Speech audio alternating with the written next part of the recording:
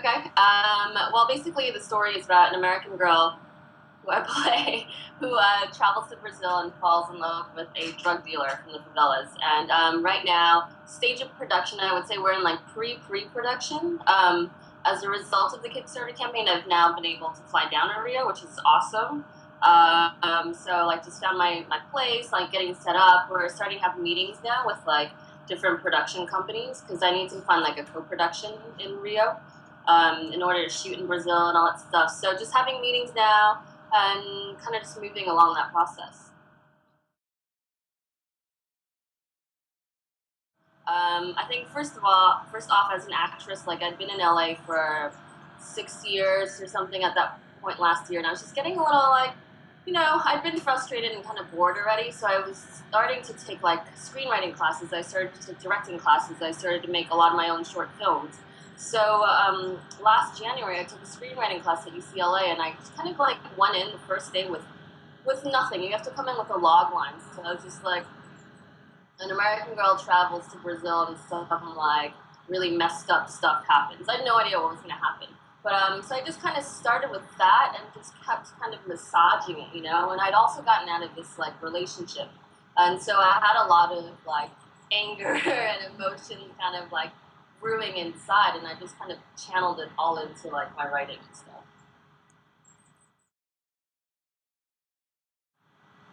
Yeah, it's still going on. I'm just trying to work on it a little bit today. So I'm on my like fourth draft. It's really 4.5. And it's so funny how much like the story has even changed from the first draft. Because the first draft, like my character, well, I kind of went this whole like HIV route. Don't ask me.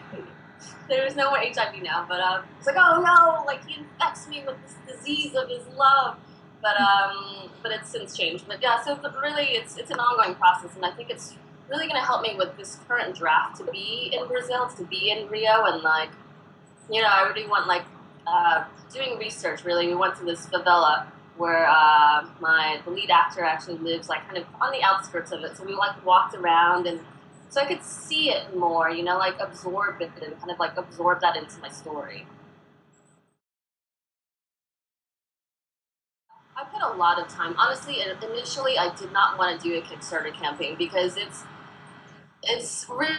hard to ask people for money. It's hard to ask people, friends of friends. It's hard to be that annoying person that's like posting every day, like twittering it, like, hey, it's my campaign still. And I was like, oh, I just don't want to be that person. But a couple of things happened, so I was like, all right, I'll do this. And if I'm gonna do it, I'm gonna give it like my all.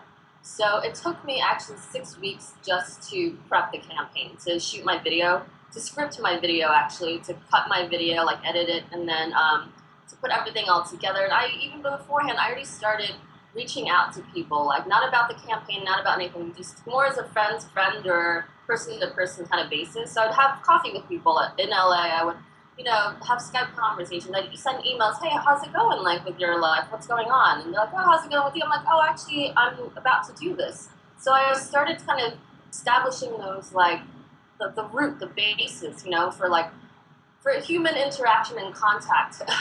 And then when I launched my campaign, I was like, oh, by the way, I'm doing this, and this is really important to me. So I'd say it took 6 weeks of prep, but then throughout the campaign, I mean, man, it was so much work. That was it. That was all I was doing, like from morning to night for 40 days. At 75,000, which was my goal, I needed press. Like at 10 or 15, I would have been okay with not having press. It would have been friends and family. But at 75, so I was like, all right,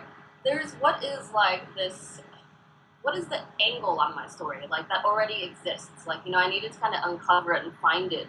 And I did. And it's something that I've always, everything I said in my second video about, like, just feeling like the roles out there for me as an Asian American actress were just, they're limited, And so that was it. And so when I made my second video, I sent it out to a bunch of, like, press outlets and stuff, and Upworthy picked it up. And so after that, it was miraculous. So my campaign ran 40 days, and the first 38, I made like 14 grand and change, and then the last 43 hours, I made 62,000.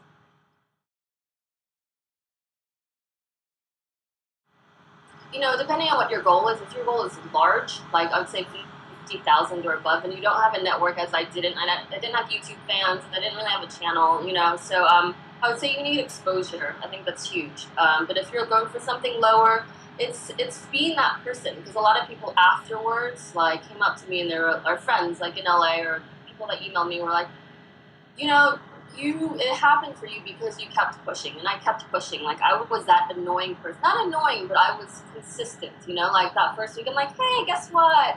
And then I don't hear back from them. But people, they have lives, you know, and but you see that it's been seen, like the message has been seen on Facebook. You know, like why have you not responded or anything?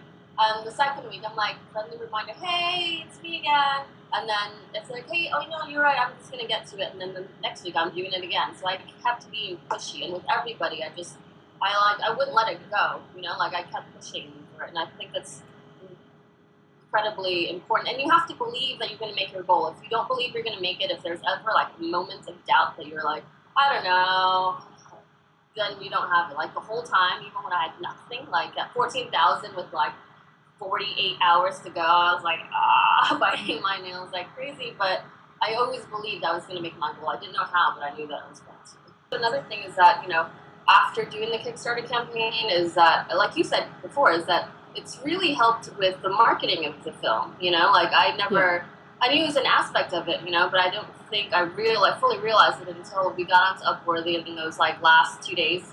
I mean, I had so many messages, so many comments, so many people like writing to me. Now I have followers, people that are following my film even before I've even rolled into pre-production, which doesn't happen for independent film, you know, like, and I mean, even for mainstream films, depending, like, it's basically 2 weeks before you start promoting it, and then you get people to go watch it. But, you know, as an indie film, you don't have that luxury. So I think that's also the other huge benefit of doing a social media campaign. It's like people know that you're doing it now. Yeah, probably will help you with distribution and marketing in the end a lot. Right. Yeah, exactly. Cool.